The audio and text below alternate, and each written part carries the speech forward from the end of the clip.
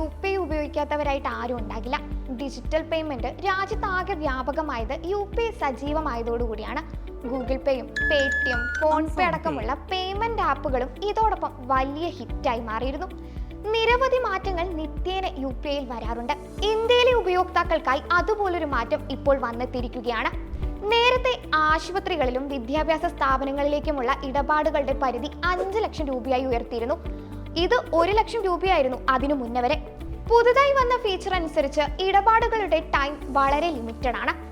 2 വ്യക്തികൾ തമ്മിലുള്ള ആദ്യ ഇടപാടുകൾക്കാണ് ഇത്തരത്തിൽ നിയന്ത്രണങ്ങൾ കൊണ്ടുവന്നിരിക്കുന്നത്. 4 മണിക്കൂർ നീണ്ടു നിൽക്കുന്ന ഒരു ട്രാൻസാക്ഷൻ വിൻഡോയിലൂടെ മാത്രമേ ഈ പണം ഒരാളുടെ കൈവശമെത്തൂ. 2000 രൂപയ്ക്ക് മുകളിലുള്ള പേയ്മെന്റുകൾക്കാണ് ഈ രീതി വരുന്നത്.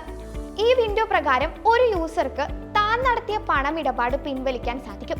ഇതിലൂടെ അയച്ച പണം തിരിച്ച് നമ്മുടെ അക്കൗണ്ടിൽ തന്നെ എത്തും. നമുക്ക് പണം നഷ്ടമാവുന്നുമില്ല. നമ്മൾ അയച്ച വ്യക്തി മാറിപ്പോയിട്ടുണ്ടെങ്കിൽ അത് മാറ്റി ഈ തുക നമ്മൾ ഉദ്ദേശിക്കുന്ന വ്യക്തിക്ക് നൽകാനുള്ള ഓപ്ഷനും പുതിയ ഇടപാടിൽ ഉണ്ടാകും. പുതിയൊരു കോണ്ടാക്റ്റിന് പണം അയക്കുമ്പോൾ തീർച്ചയായിട്ടും ഇത്തരത്തിൽ അബദ്ധം സംഭവിക്കാനുള്ള സാധ്യത വളരെ കൂടുതലാണ്. അതുകൊണ്ടാണ് ഇങ്ങനെയൊരു ഫീച്ചർ കൊണ്ടുവന്നിരിക്കുന്നത്. നിങ്ങൾ പുതിയൊരു വ്യക്തിയുമായി ഇടപാട് നടത്തിയാൽ 4 മണിക്കൂർ കഴിയാതെ ഈ തുക ആ വ്യക്തിയുടെ അക്കൗണ്ടിലേക്ക് എത്തില്ല. കടകൾ, റീറ്റെയിൽ, ഹോൾസെയിൽ വ്യാപാരികൾ എന്നിവരൊന്നും 2000-ന് മുകളിൽ UPI പേയ്മെന്റുകൾ ഇപ്പോൾ സ്വീകരിക്കുന്നില്ല. ഇതിന് പ്രധാന കാരണം സാധനങ്ങൾ വാങ്ങുന്ന യൂസർമാർ ഇടപാടുകൾ പിൻവലിക്കും എന്ന് ഭയന്നിട്ടാണ്. ഇനി UPI വഴി പണം അയക്കുമ്പോൾ നമ്മൾ എത്രത്തോളം ശ്രദ്ധ ചെലുത്തുന്നുണ്ടോ അതുപോലെ തന്നെയാണ് നമ്മുടെ ഫോണിന്റെ കാര്യവും. എത്രത്തോളം സുരക്ഷിതമാണ് നമ്മുടെ ഫോൺ എന്ന കാര്യത്തിൽ ഭയങ്കര ടെൻഷനാണല്ലേ നമുക്ക് എല്ലാവർക്കും. സ്മാർട്ട് ഫോണുകളും മറ്റു ഉപകരണങ്ങളും അൺലോക്ക് ചെയ്യുന്നതിനുള്ള ഒരു നല്ല മാർഗമായിട്ട് മാറാൻ പോവുകയാണ് നമ്മുടെ ശ്വാസം. ചെന്നൈ IITയിലെ ഗവേഷക സംഘം ഈ പുതിയ വിദ്യ വികസിപ്പിച്ചെടുക്കുന്ന തിരക്കിലാണ്.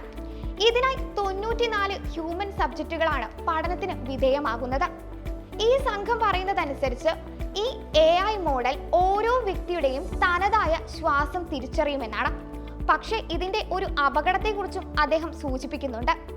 ഇപ്പോൾ ഒരാൾ പെട്ടെന്ന് മരിച്ചു പോകുന്നു. അവരുടെ ഫോൺ ശ്വാസം ഉപയോഗിച്ചാണ് ലോക്ക് ചെയ്തിരിക്കുന്നത്. അങ്ങനെ വരുമ്പോൾ മറ്റു ലോക്കുകൾ തുറക്കുന്നത് പോലെ ഇത് തുറക്കാൻ സാധിക്കില്ല എന്നാണ് ഈ സംഘം പറയുന്നത്. അതായത് ഒരാൾ മരിച്ചു കഴിഞ്ഞാൽ പിന്നെ ഈ ലോക്ക് കുറച്ച് പണിയാവും എന്ന് സാരം. നമ്മളിൽ ഇൻസ്റ്റഗ്രാം, ഫേസ്ബുക്ക് തുടങ്ങിയ സമൂഹ മാധ്യമങ്ങൾ ഉപയോഗിക്കാത്തവരായി ആരും തന്നെയില്ല. ഇൻസ്റ്റഗ്രാമും ഫേസ്ബുക്കും ഉള്ളടക്കത്തിന്റെ പേരിൽ എന്നും ആക്ഷേപം കേൾക്കുന്നുമുണ്ട്.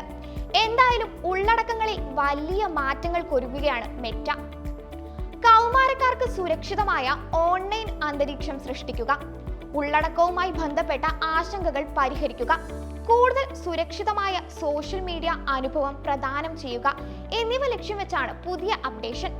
16 വയസ്സിന് താഴെയുള്ള ചില പ്രദേശങ്ങളിൽ 18 വയസ്സിന് താഴെയുള്ള എല്ലാ പുതിയ ഉപയോക്താക്കൾക്കും അധിക സ്വകാര്യതാ ക്രമീകരണങ്ങൾ, നിയന്ത്രണ ഉള്ളടക്കങ്ങൾ എന്നിവ ഉൾപ്പെടുത്തും.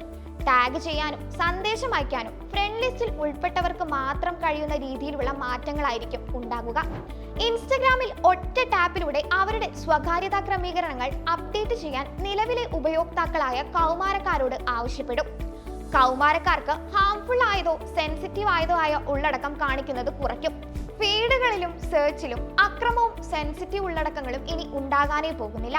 അതുകൂടാതെ രക്ഷിതാക്കൾക്ക് കൗമാരക്കാരുടെ ഓൺലൈൻ ആക്ടിവിറ്റി നിരീക്ഷിക്കാനും സമയപരിധികൾ നിശ്ചയിക്കാനും സ്വകാര്യതാ ക്രമീകരണങ്ങൾ നിയന്ത്രിക്കാനും ഒരു പാരന്റൽ കൺട്രോൾ ഫാമിലി സെന്ററും മെറ്റ സജ്ജീകരിക്കുന്നുണ്ട്.